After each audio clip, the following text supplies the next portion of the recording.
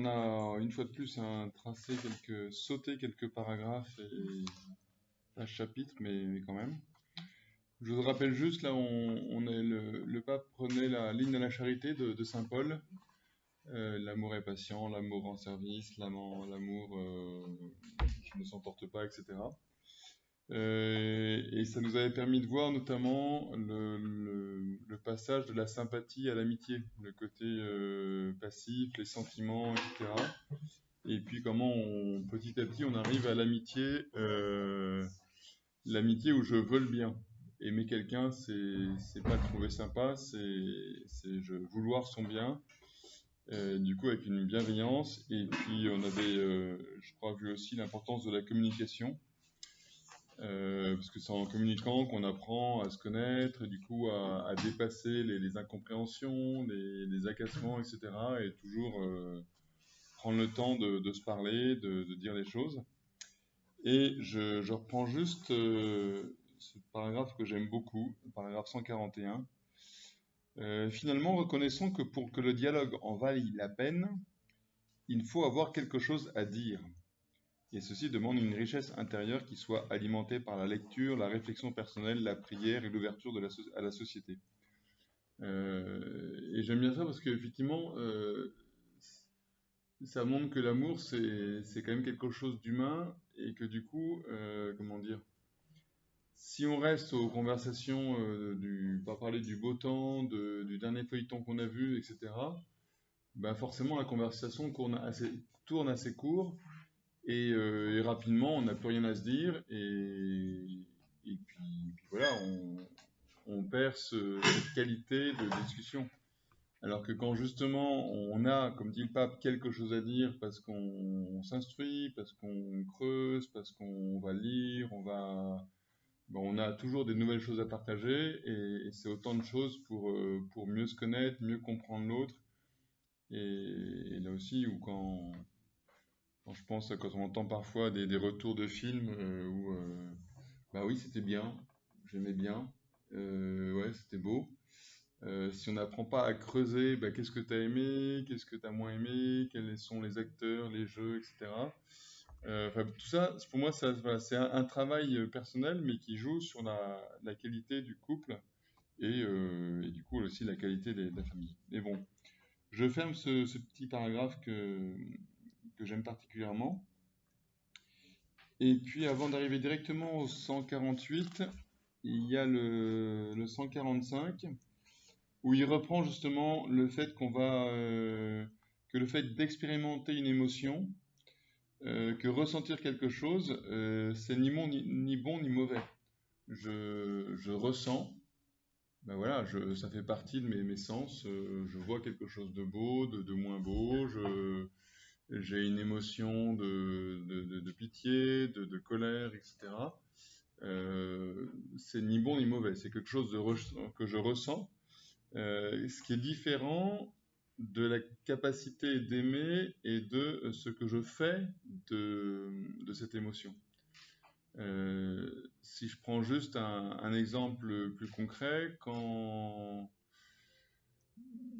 je sais pas, l'exemple qui me vient le plus, c'est parce que c'est ce qu'on entend quand même beaucoup, les personnes qui s'accusent de regarder des images pas très chastes, on va dire, ou d'avoir des regards qui sont pas chastes vers les autres personnes. Je leur dis, il faut distinguer le fait de voir et de regarder. On voit quelque chose, ça nous tombe dessus, on n'a pas voulu voir ça, on regarde un film, puis dans le film, pop, il y a des images qui nous tombent dessus. Bon voilà, je vois, c'est là, il y a pas de mauvaise volonté. La volonté se met en place quand, le côté gênant se met en place quand je veux, quand je suis pas juste en train de ressentir, mais quand je reste à regarder, je passe je reste en place, je continue de ce que j'ai vu, là où je pourrais détourner les yeux, je continue mais de regarder avec ma volonté. Et, et c'est important de distinguer les deux parce que là aussi, vous voyez, c'est un peu ce qu'on disait entre les sentiments et aimer, trouver quelqu'un sympa et vouloir son bien. C'est toujours distinguer les émotions, ce qui nous passe par le cœur, par l'esprit, et puis ce que j'en fais. Et je tenais à passer par là parce que au niveau 148, oui c'est ça 148 puisque c'était le premier qu'on avait vraiment à travailler, le pape parle justement de l'éducation, de l'émotivité et de l'instinct. Que cette éducation elle est nécessaire. C'est-à-dire il y a tout ce que je ressens et puis il y a ce que j'en fais. Il y a une part passive. Les passions, c'est passif. Je pâtir. Il y a mes affects, mes sens, et c'est là. Je vois, je sens, je ressens. Et une fois que c'est là, qu'est-ce que j'en fais? Comment je prends ça? Comment justement je vais éduquer, je vais travailler?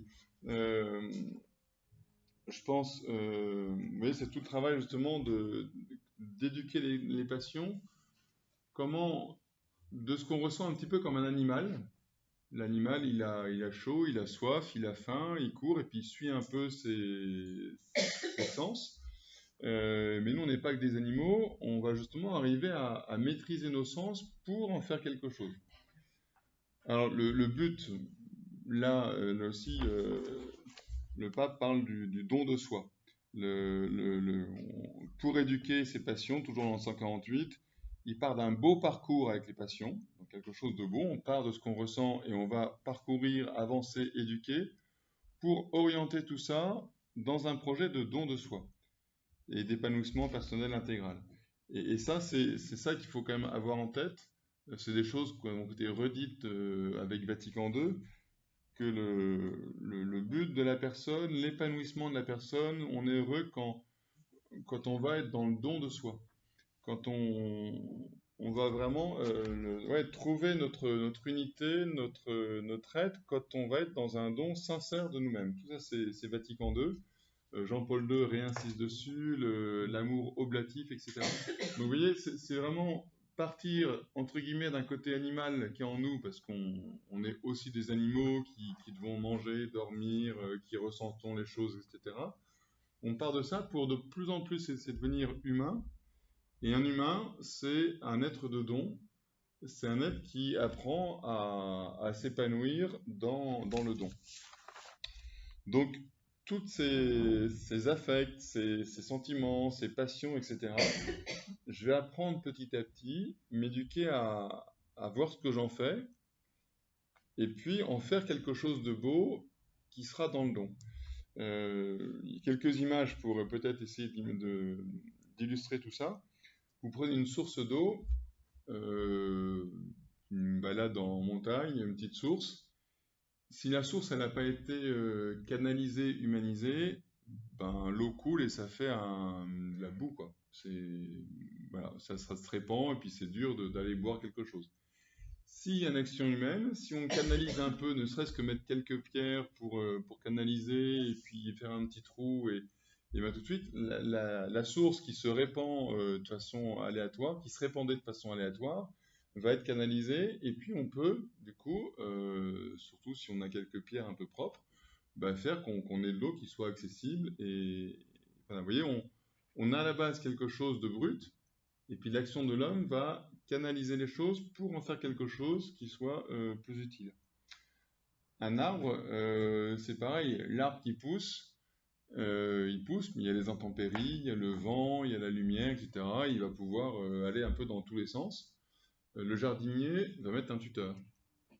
Quelque part, le tuteur va contraindre l'arbre et l'obliger à aller dans un sens.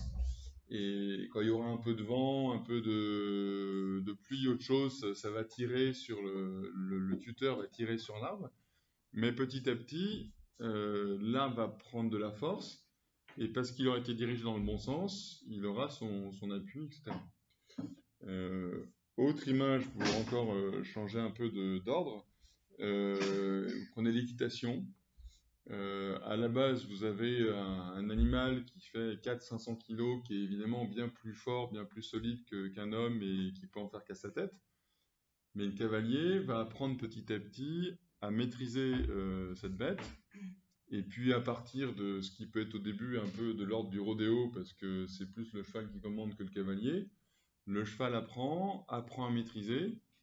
Et petit à petit, on peut avoir du dressage et des choses incroyables où le cavalier fait faire des choses superbes au cheval. Je vous donne ces images pour illustrer un petit peu justement ce beau parcours des passions, ce travail d'éducation pour se dire comment à partir de ce qui est en moi, ce côté animal, de passion, de ressenti, j'apprends à le canaliser, j'apprends à mettre des tuteurs pour me forcer à faire telle et telle chose, etc. Même si spontanément mon envie, mon désir me ferait aller à droite à gauche, non. Je sais ce que je veux, je sais comme le jardinier ce que ça peut donner, je sais que le but c'est d'être un être de don, et du coup je me dresse quelque part, comme j'apprends, le cavalier apprend à maîtriser son cheval, bah, j'apprends à maîtriser mon corps, à maîtriser mes passions, pour toujours s'orienter vers le don et au final vivre entièrement. L'idée c'est vraiment, vous voyez, j'essaie de retrouver le don de soi, épanouissement personnel intégral. Et voilà, je suis pas en train de nier les passions, je suis pas en train de les mettre au rabais et de côté. Je suis en train de les prendre, les recueillir et puis de les travailler pour en faire quelque chose de beau. Voilà, d'où voilà, moment de don généreux. Pardon, je reste toujours dans la fin du 158. 148.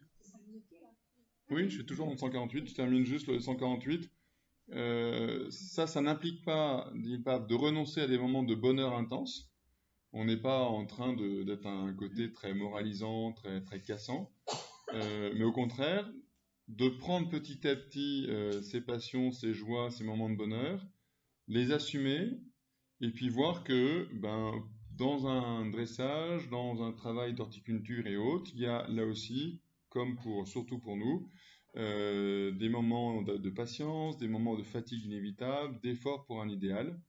Et la vie de famille est tout cela et mérite d'être vécue entièrement. Bon, on pourra reprendre tout ça après si vous voulez, mais voilà, c'est quelque chose que je trouve important à voir, comment je prends les passions, je les travaille pour arriver à quelque chose de beau. 149, je serai un peu plus rapide, mais le pape mentionne juste que la vision chrétienne de l'homme, c'est pas du stoïcisme ou l'ataraxie, où on essaierait justement de nier tous ces désirs, de passer moins je ressens de choses, plus je suis en paix, etc. Au contraire, Dieu a créé l'homme avec voilà, tout ce qu'on est, tout ce qu'on ressent, et le pape insiste, Dieu aime l'épanouissement de l'être humain. Qu'on puisse vraiment vivre pleinement, entièrement. Et donc, je vais directement à la fin, là, pour le 149. On n'est pas dans la négation, la destruction du désir, mais plutôt dans une dilatation et un perfectionnement. Je ne suis pas en train si je reprends mon image d'équitation, de castrer le cheval pour un cheval réduit, qui finalement, c'est très bien pour les petits débutants, et puis basta. Au contraire, je prends l'animal que je suis dans toute sa force. Par contre, j'essaie de le canaliser pour en faire quelque chose de très beau. 150, ben justement, on va... Alors là, je vais prendre 150, 151 ensemble. C'est appliquer tout ça à la sexualité. Vous voyez, tout ce qu'on a dit, ça s'applique à la faim, ça s'applique au désir je sais pas, de se reposer, au désir de dessiner, enfin, tous les désirs qu'on peut avoir, on apprend à les canaliser, mais en particulier, ou le désir de la nourriture. Vous voyez, entre le glouton qui se jette sur la nourriture et puis le gourmet qui sait justement travailler, goûter les choses, les apprécier, il y a toute une éducation qui fait qu'on est de plus en plus humain. Et ça, c'est encore plus vrai avec la sexualité, puisque sexualité, c'est quand même des passions qui touchent la vie. C'est la question de la reproduction, donc c'est des pulsions qui sont très fortes en nous pour qu'il y ait cette reproduction de l'espèce humaine. Mais c'est tout aussi vrai qu'on n'est pas que des animaux, le but c'est pas juste de se reproduire, on peut à partir de ces pulsions, qui sont fortes, du coup plus difficiles à maîtriser, quand même en faire quelque chose qui est un don merveilleux et avec un véritable langage de l'amour. Alors, le pape reprend des choses qui sont encore bonnes à entendre le fait que la sexualité, c'est un don merveilleux, c'est une bénédiction. C'est pas un objet de mépris, c'est pas un remède à la concupiscence comme on entend parfois, c'est pas quelque chose qu'il faut tolérer parce que bon voilà c'est là et puis c'est comme ça. Non, si c'est créé par Dieu, c'est beau et ça peut là aussi, toujours dans cette même logique que j'écrivais tout à l'heure, euh, aller vers le don de soi, vers le plein épanouissement de l'homme qui est dans le don de soi, et la sexualité peut être le lieu du don et de l'expression de l'amour. On dit la pleine et mûre spontanéité des rapports. Ce qui peut paraître bizarre de parler de mûre spontanéité, parce que spontanéité, c'est quelque chose qui jaillit comme ça, et mûr, on sent plutôt le côté qui a travaillé, qui a vécu et autres. Et pourtant, je pense que c'est pas opposé. Pleine et mûre spontanéité des rapports, c'est justement travaillant ces pulsions pour apprendre à les domestiquer, les humaniser. Comme on n'est pas en train de les nier et de les mettre sous verrou, mais de les canaliser, on peut garder cette spontanéité, cette force vive que de toute façon on sait qu'elle reste vive en nous, mais du coup, mûrir les choses. Petit à petit, j'apprends à me connaître, j'apprends à canaliser les choses, et cette pulsion de vie, de désir de l'autre que j'ai, je vais la mûrir et en faire quelque chose de bon. Donc le pape nous dit comment on va apprendre à discerner les impulsions du cœur, on va apprendre à se connaître pour se maîtriser, pour canaliser, pour mieux utiliser, mieux vivre tout ça. Je fais parfois le parallèle avec le sport, parce que là aussi, le sport, ça touche le corps.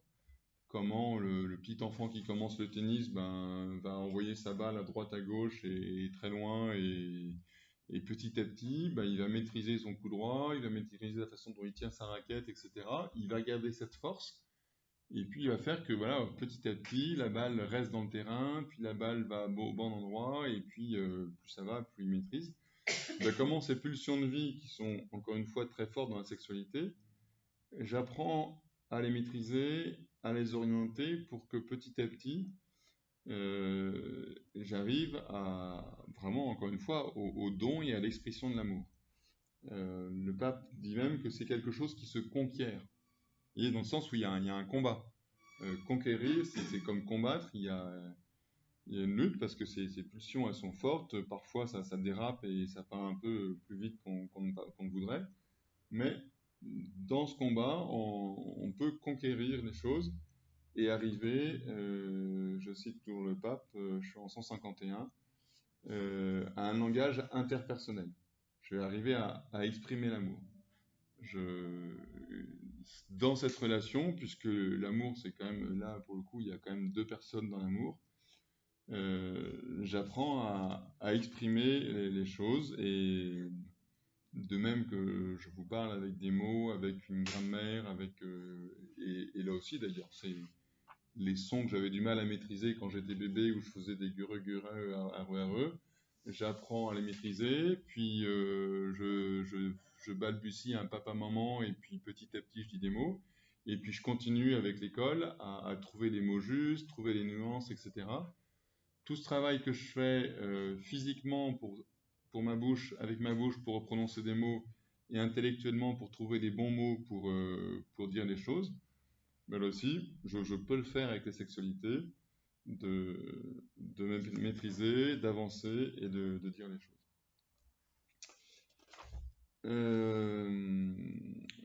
Voilà, on arrive du coup, alors forcément on cite Jean-Paul II parce que c'est quand même Jean-Paul II qui a beaucoup travaillé tout ça, où il parle de la corporalité sexuée, qui est une source de fécondité, et non seulement une source de fécondité et de procréation, mais qu'elle comprend la capacité d'exprimer l'amour. Voilà, comment l'homme-personne devient don. Et Jean-Paul II va même jusqu'à dire que c'est quelque part la sexualité, c'est l'endroit où l'humain, est le plus humain. Parce qu'on est en train avec son corps, d'exprimer l'amour mutuel. Alors, c'est des possibilités, hein, c'est du travail et je ne dis pas qu'on y arrive toujours, mais ça peut être le lieu où, avec mon corps, j'exprime ce qu'il y a de plus beau. L'homme est fait pour aimer, la sexualité, c'est mon corps qui aime. Et quand justement j'arrive à le maîtriser, en faire quelque chose de beau, je vais exprimer l'amour et me donner plus clairement à l'autre dans cet acte sexuel. Donc, vous voyez, si je reprends encore le début avec le côté animal qui doit petit à petit devenir humain, quelque part, aux extrémités, il y a l'aspect le plus animal qui est la sexualité parce qu'il y a la nécessité de la reproduction qui est là, et du coup des forces vives qui sont là aussi dures à maîtriser, mais qui peuvent aller à l'opposé vers le langage le plus beau, qui est le langage corporel pour exprimer aussi ce qu'il y a de plus beau dans l'homme, c'est l'amour et l'union avec l'autre.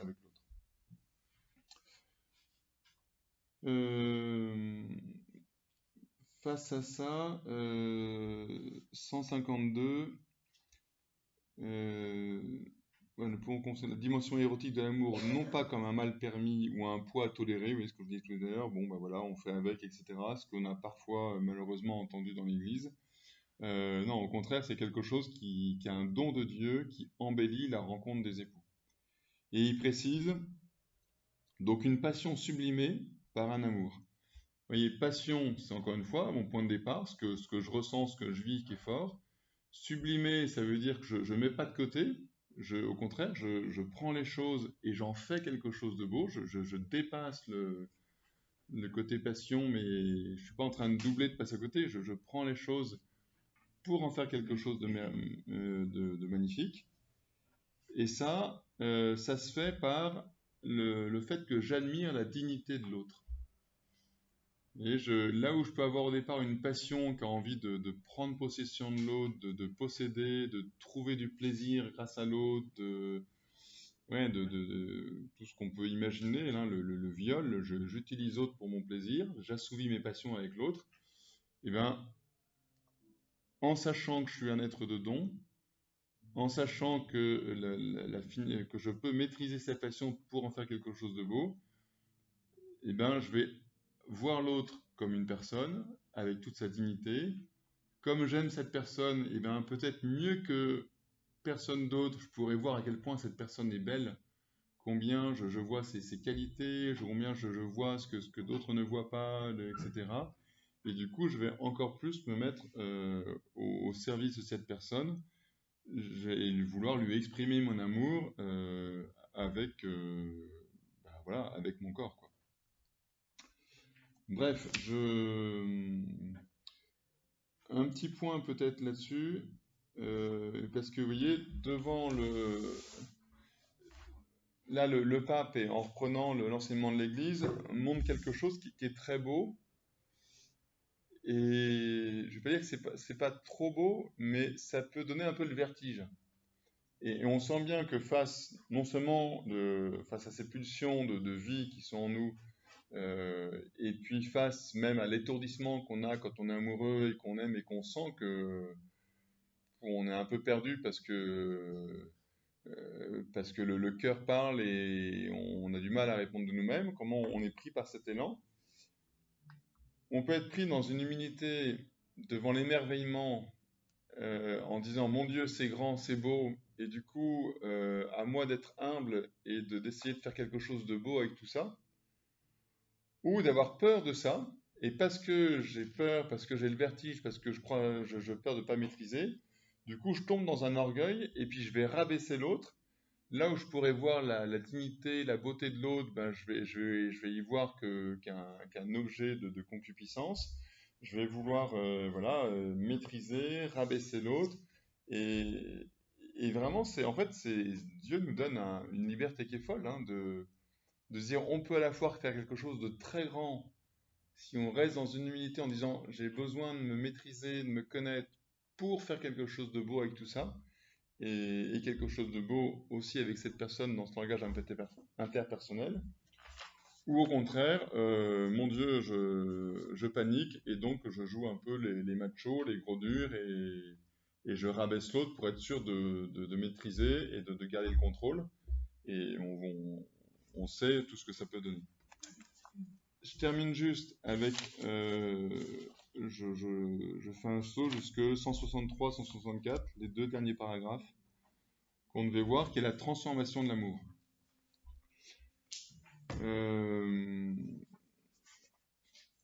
Là, le pape parle du fait qu'aujourd'hui, on vit beaucoup plus longtemps et que cet amour, ça peut durer quand même plusieurs décennies. Et du coup, ça devient encore plus exigeant. C'est-à-dire qu'il faut encore plus parce qu'il y a des moments où les corps vieillissent, où la beauté est moins évidente, etc. Du coup, on doit encore plus travailler à cet amour de don et de recherche de l'autre pour que ça puisse durer. Parce qu'il s'agit, voilà, le couple est appelé à durer plusieurs décennies. D'où l'importance d'augmenter la question de la connaissance, la complicité, l'union des cœurs, etc. Je vous l'ai sans doute déjà cité à droite à gauche parce que j'aime beaucoup ce vers, mais vous voyez, Verlaine qui parle d'une femme inconnue qu'il aime. Un des points centraux pour dire comment il aime cette femme, et que j'aime et qui m'aime, et m'aime et me comprend. Et mon cœur transparent, pour elle seule, cesse d'être un problème. Vous voyez, la joie d'être compris. J'aime l'autre et je me sais aimer de l'autre parce que je le comprends et je me sais compris. Qui est aussi notre grande douleur, d'être incompris, même parfois de nos parents, de nos frères et sœurs qui ne nous comprennent pas, c'est douloureux. Mais du coup, je cite Verlaine, qui n'est pas du tout dans le texte, hein, mais parce que le pape, vous voyez, parle enfin, c'est en bas de ma page à moi, à une dizaine de lignes de 163, il sent le plaisir de l'appartenance mutuelle, de savoir qu'il n'est pas seul, qu'il a un complice qui connaît toute sa vie. Vous voyez, on est là, on est quand même très très loin de l'attirance sexuelle, d'être émoustillé par la beauté de tel jeune homme ou telle jeune femme. On a construit, parce que justement, on a travaillé nos passions, on a appris à mettre un tuteur pour être dans le don de soi, donc d'écouter l'autre, de s'intéresser à l'autre, et on se connaît davantage, et celui qui pouvait être qu'un amant devient un complice. Il connaît toute notre vie. C'est pour ça que je reprenais Verlaine, et même, et me comprend. Je suis connu de cette femme, de cet homme, etc. C'est le compagnon sur le chemin de la vie, etc. Et du coup,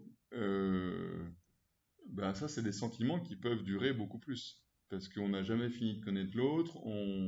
Le chemin qu'on a fait avec l'autre, de mieux le connaître, on se rend compte que voilà, on va pas recommencer une histoire avec un autre. Tout ce qu'on a fait, ces années qu'on a traversées, c'est pas comparable avec les relations qu'on a avec quelqu'un d'autre. Si on reste à un niveau purement pulsionnel, sexuel, de fait, là, on peut se lasser et puis on va avoir envie d'aller voir ailleurs. Si on construit un amour humain qui est dans la connaissance mutuelle, on voit bien que ce qui est construit est unique et que voilà, ces dizaines d'années, on ne peut pas les réinventer d'un seul coup avec quelqu'un d'autre.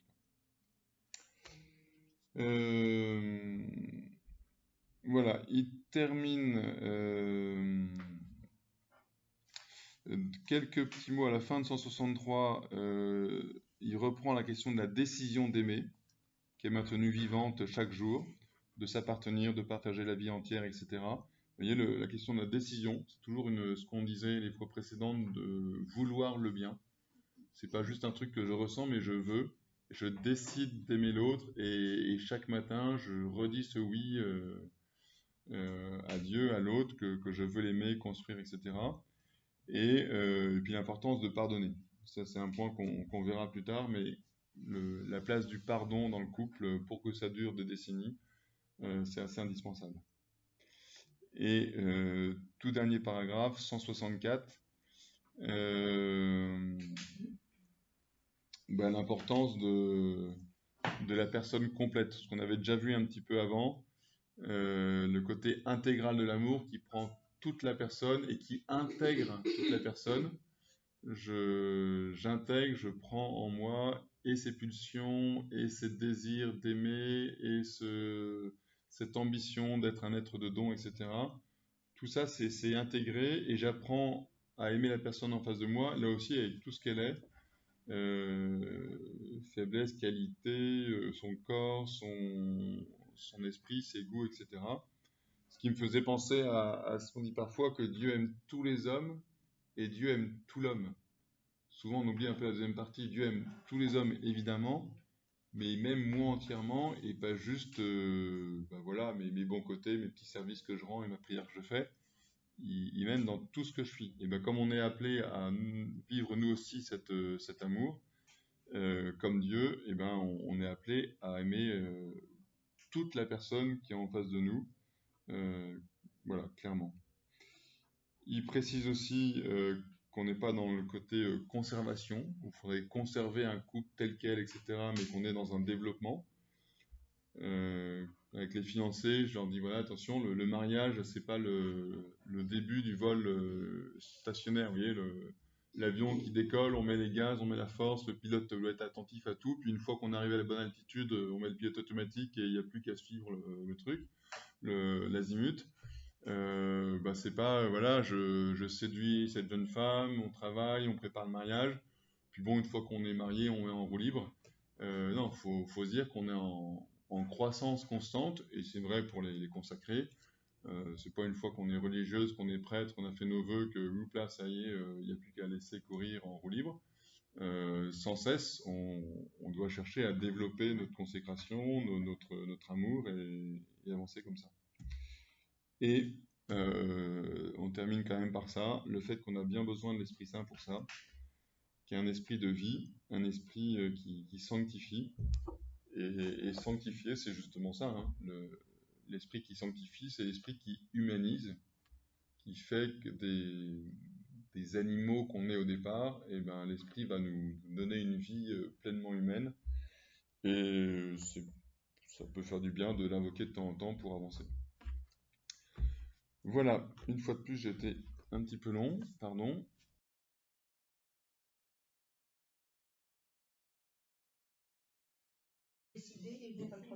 Ils ont pris 3 mots, mais ils cherchent le troisième. Maîtriser, décider.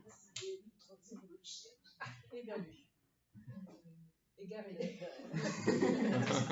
La discussion s'est terminée sur l'esprit saint. Ah, très bien.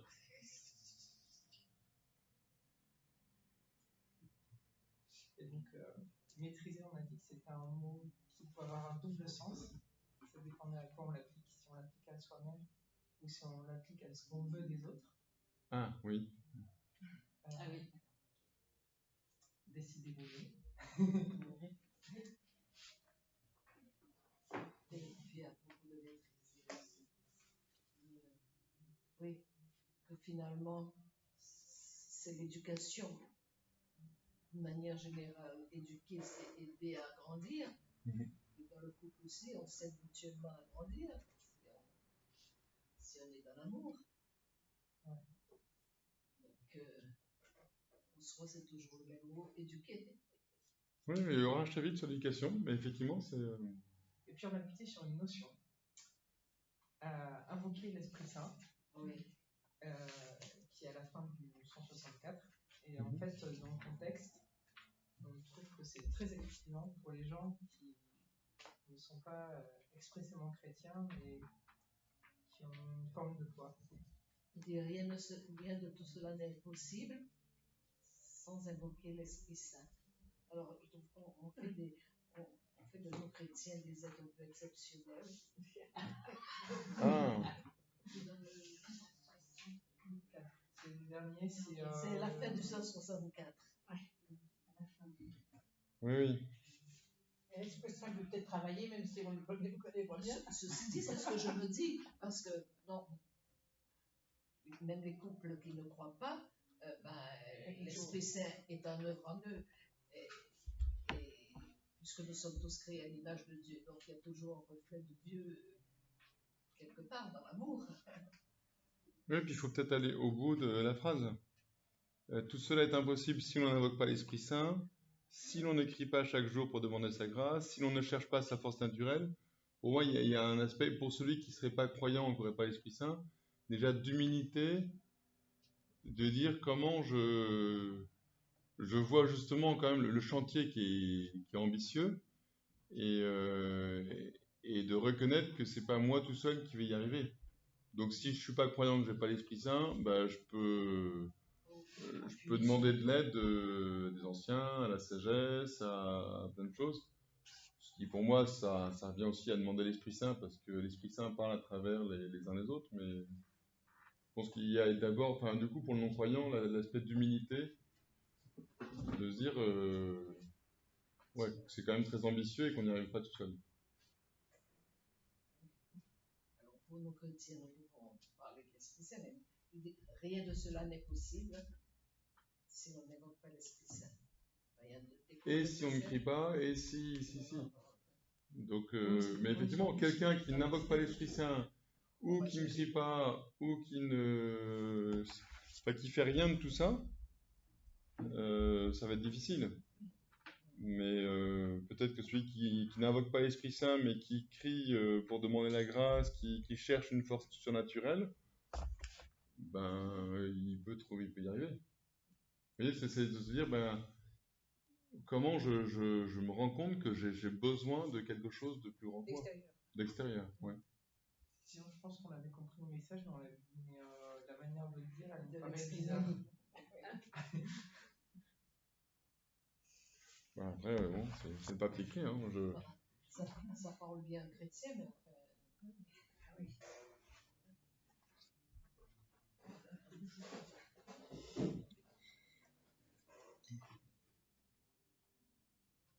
C'est une exhortation aux prêtres, diacres, personnes consacrées, époux chrétiens et les fidèles laïcs sur l'amour de la famille.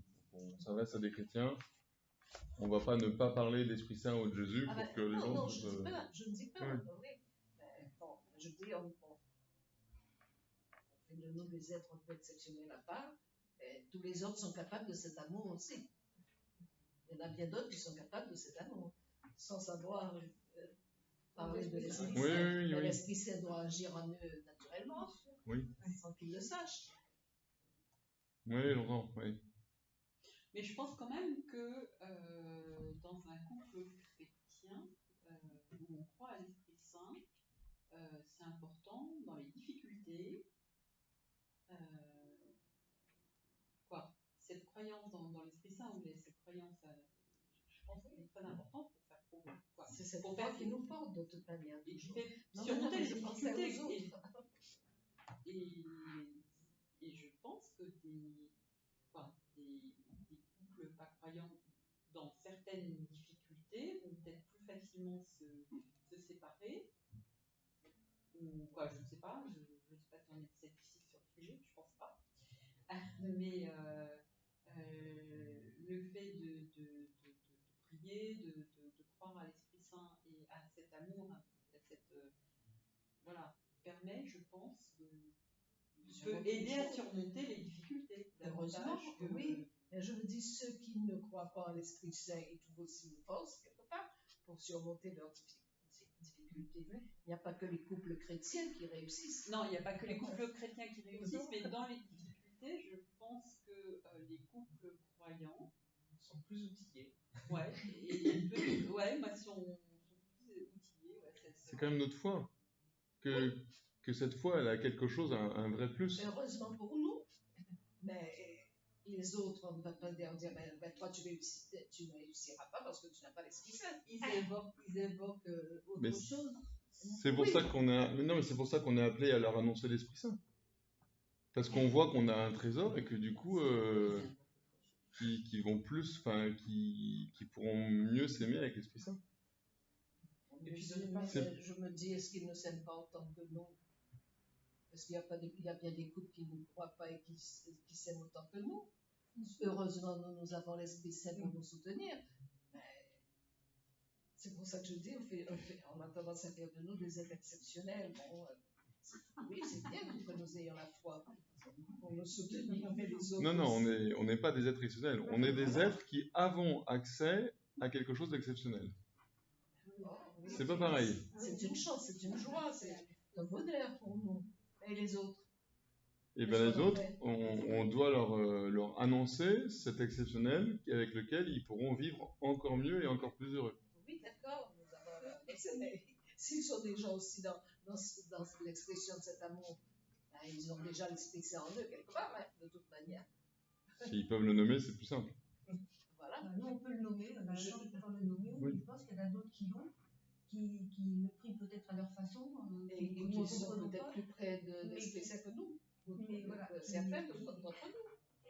Qui s'aiment de la même façon que nous avec l'Esprit Saint, simplement, ils ne le savent pas. Oui, mais je pense que l'Esprit Saint, quand on ne s'aime plus, ou quand on est, peut aider à se... Oui, mais d'accord, peut aider. Je suis d'accord. Oui, quoi, On est tous d'accord. Évidemment, quand tout va bien. L'un n'exclut Si pas on l'autre. croit, on se dit qu'il est bien. Je pense que l'un n'exclut pas l'autre.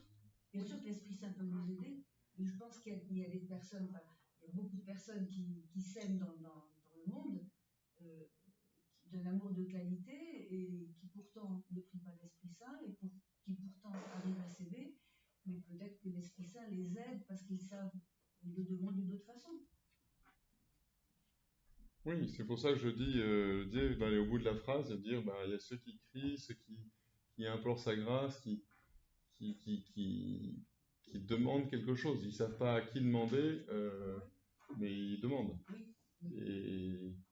Mais il y a une attitude de demande quand même qui est importante. Oui. Je suis curieux de savoir ce que le groupe va relever.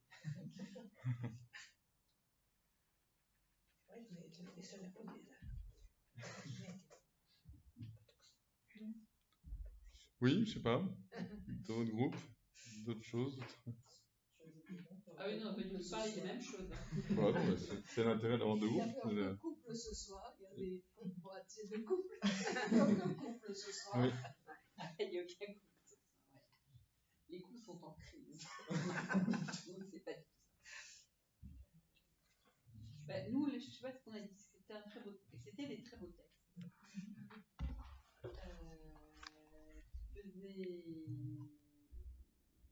Qu'il était très heureux de voir écrit, que ça n'avait pas toujours été, enfin, c'est pas toujours l'image qu'on avait de la relation de l'Église, de la doctrine de l'Église et de la sexualité et de l'amour.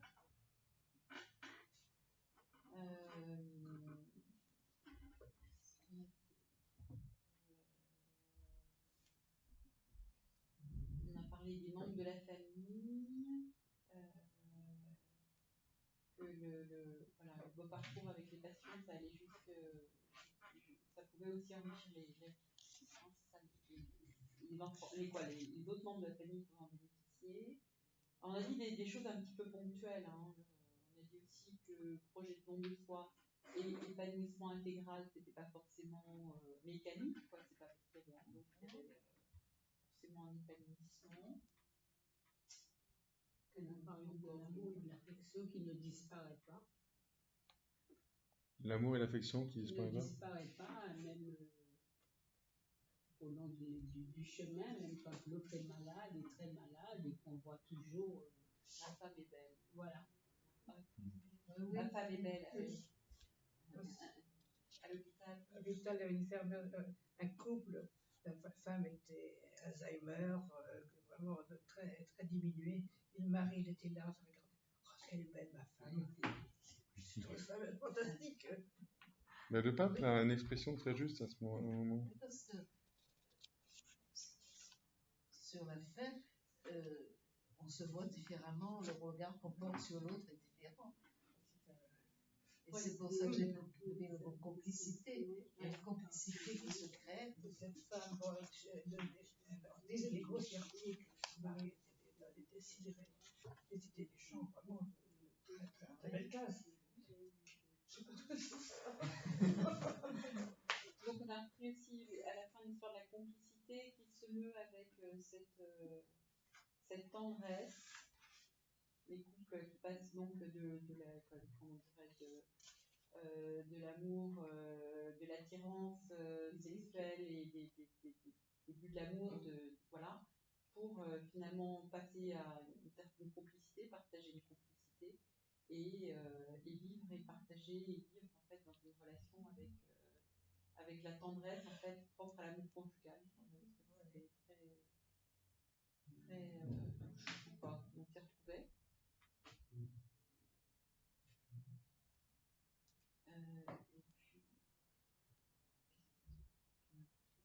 Vous parlez de la décision d'aimer.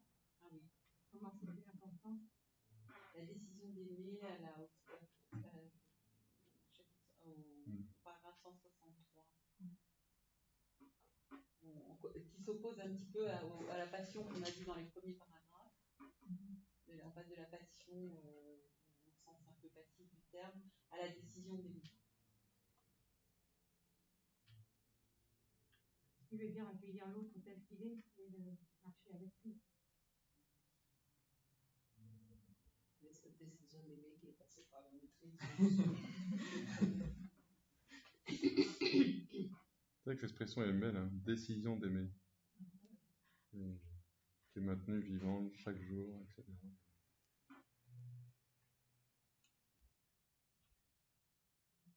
Et puis avec les années, il y a la fidélité qui se creuse et cette fidélité qui soude le couple. Ça se consolide. Parce que quand on a vécu les difficultés comme les joies aussi ensemble,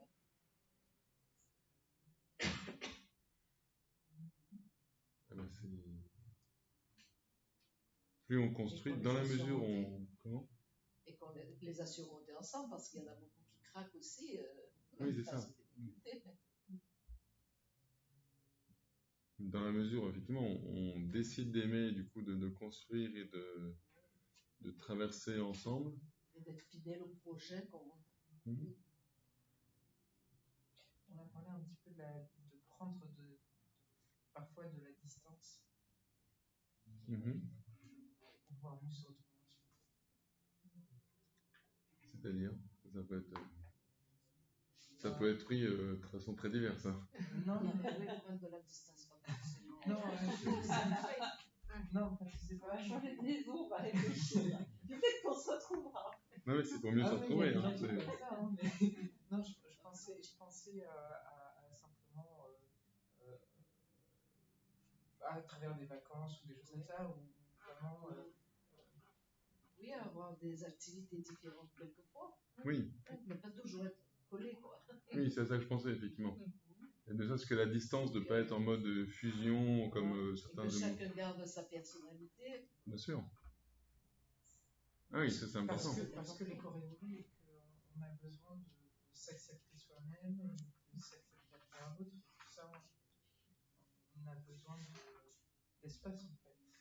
Oui, de respirer, je pense, déjà, et puis de développer sa personnalité. Quand le pape disait ce que j'ai recité là, pour communiquer, encore faut-il avoir quelque chose à dire, il faut que justement je prenne des temps de respiration, que j'aille là où je me ressource, est-ce que c'est la lecture, la peinture, le sport, etc. Mais du coup, parce que je vais me ressourcer, quand je retrouve l'autre, j'ai des choses à lui partager et je suis un peu plus moi-même parce que je me suis nourri de ce qui est précieux. Et l'autre aura fait la même chose et je suis content de le retrouver avec toute sa personnalité, quoi, parce qu'il l'entretient. L'espèce d'amour fusion, on fait tout ensemble et j'aimais bien dessiner, mais comme il n'aime pas, du coup je dessine plus et de toute façon, quand on est heureux ensemble, c'est asphyxiant, quoi. C'est un peu casse-gueule. Oui, c'est un peu casse-gueule, oui. Alors, mais du coup, on n'a pas beaucoup parlé de sexualité. C'était quand même le sujet des textes. C'est lié quand même. Vous voyez, je trouve qu'il... c'est cœur quand même c'est cœur des paragraphes là. Moi je trouve que c'est quand même assez incroyable que dans un truc religieux, il y ait quelque chose sur l'érotisme.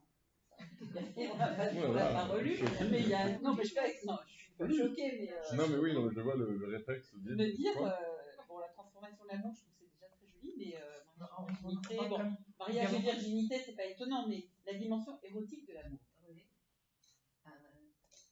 Mais dans la Bible, il y a quand même des passages. Justement, ça sacralise le mot érotisme. Oui. Oui. Oui, tout à fait. Voilà. Et vous allez prendre Jean-Paul II dans Amour et responsabilité, il va jusqu'à parler d'orgasme, enfin, c'est très... c'est pas cru, c'est dit, il met les mots, mais... C'est très charnel. C'est très charnel, exactement. Benoît XVI aussi, hein. Comment? Benoît XVI aussi. Oui, clairement, oui, c'est... Alors, en fait, c'est quand même récent, Oui, tout à fait. mais c'est beau de sentir que on peut, des hommes d'église peuvent mettre des mots là-dessus. C'est bien à parler, justement, parce que... Ah bah, c'est très précieux, si... Pour ne pas faire, justement, de l'amour quelque chose de mal. Exactement. Non, ni de mal, je dirais ni de mal, ni en même temps de trop idéaliser, quoi. Parce que la dimension érotique de l'amour, c'est une dimension très corporelle, en fait. Il le dit bien à un moment que c'est l'expression la plus parfaite de l'amour. Oui. Justement, complètement c'est là pour moi il y a une vision intégrale, c'est-à-dire que ça prend toute la personne et l'homme d'église qui parle de l'amour, il va pas se voiler la face, cacher ce sein que je ne saurais voir, ouais là, ça on n'en parle pas, non, on prend tout ce qu'il y a, on aborde tous les sujets, et si le pape en parle, ça veut dire que ce domaine-là aussi peut être évangélisé, dans le sens peut être vécu dans l'amour, quoi. C'est pas... C'est dans cette union des corps que le don est le plus parfait. Oui. Et en même temps, il y a un très grand réalisme, parce que le chapitre d'après, il est sur violence et manipulation, il parle de violence sexuelle, en fait. Il parle des viols, et il parle des... Voilà. Donc voilà, ça c'est comme... Voilà, ça... Bon, peut-être un mot trop fort. Mais moi je pense que c'est un petit peu révolutionnaire. Non, c'est pas révolutionnaire, il avait déjà... Benoît XVI avait déjà écrit beaucoup dessus. Oui, Jean-Paul II, enfin c'est vraiment Carole Wojtyla et qui devient Jean-Paul II qui commence qui en parle. Paul VI, je sais pas. Mais non, enfin ouais, il y a des... C'est progressif, mais si on prend un tout petit peu de recul, à l'échelle de 50 ans, c'est révolutionnaire. Je pense, Pour revenir au mot maîtriser dans son sens, mettre la main sur dans le cas des abus sexuels, ben on met la main sur l'autre. Exactement. Oui. Oui, tout à fait. Non, il n'y a pas, comment dire, c'est pas naïf en fait. C'est pas une vision naïve de l'amour en fait. Ni de la sexualité. C'est pas une vision naïve de la sexualité. Ni naïf, ni idyllique, ni...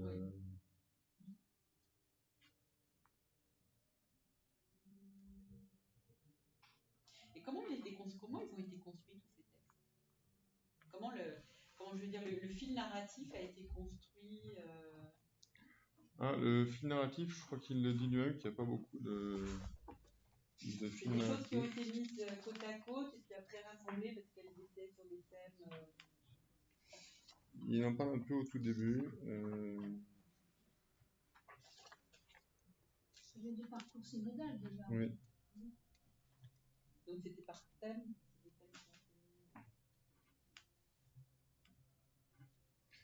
Ouais, vu la richesse abordée au parcours synodal par les 2 années de réflexion, cette exhortation aborde de différentes manières des thèmes nombreux et variés. Cela explique son inévitable longueur, c'est pourquoi je ne recommande pas une lecture générale hâtive. Sera plus bénéfique pour les familles, les agents pastoraux, etc. De l'approfondir avec patience, morceau par morceau, ou d'aller voir tel ou tel point, etc. Donc on n'est pas dans une pensée globale avec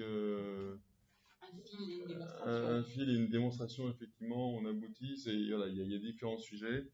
Je pense que la prochaine fois on parlera l'amour du père et de la mère, enfin l'amour des parents, père et mère. Et puis on prend différents thèmes comme ça. Il y a une logique globale, mais c'est pas une démonstration. On cherche dans l'armoire des assiettes ou des couteaux. Pardon? C'est très physique de cette manière de ranger les choses. Je pense à une armoire où de temps en temps on sort avec le service, le tableau, etc. Je pense pas tous les sens en même temps. plupart parlent aussi des assiettes. Ils peuvent voler parfois, je crois.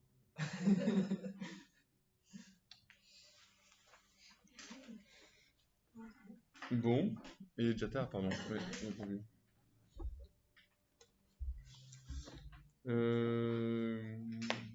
Bon, on verra, voilà, ouais. Prochaine fois, du coup, je pensais effectivement l'amour parental du père et de la mère. Les paragraphes 172, 177.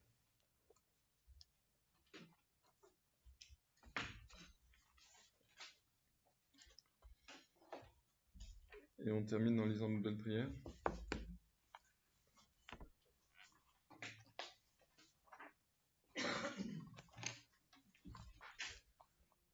Au nom du Père et du Fils et du Saint-Esprit. Amen. Jésus, Marie et Joseph, en vous, nous contemplons la splendeur de l'amour vrai. En toute confiance, nous nous adressons à vous.